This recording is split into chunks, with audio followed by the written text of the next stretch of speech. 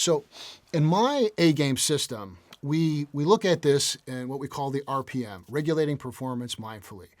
And I teach all my clients, and we have this in other episodes and tools, is that you want to think about your emotions like an RPM gauge on a car, the RPMs. And there's really three places. We have the understimulated, so that's like that 0 to 3,000 RPMs. Then we have the A game, say 3 to 5,000. That's your perfect performance zone. And then that 5,000 and over, that's the overstimulated, right? And we want to learn with our body where we're at. And then in our A-game program, we have tools for each one of those phases to stay in it, to get in it.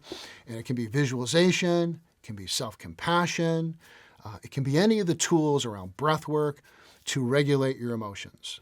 So recently I was working with one of my clients, high school pitcher, and he was on the mound and just wasn't having a good time, right? And so after my follow-up session, he said, after I had a batter or two, I realized my RPMs were too high. So he was in that overstimulated zone, which is not where he wanted to be. So he took some 4, 7, 8 breaths, stepped off the mound, recentered himself.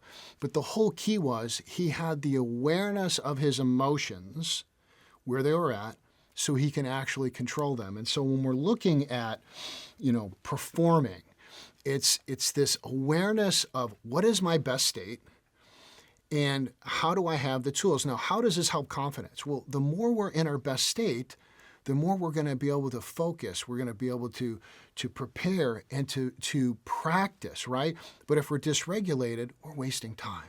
We're wasting time.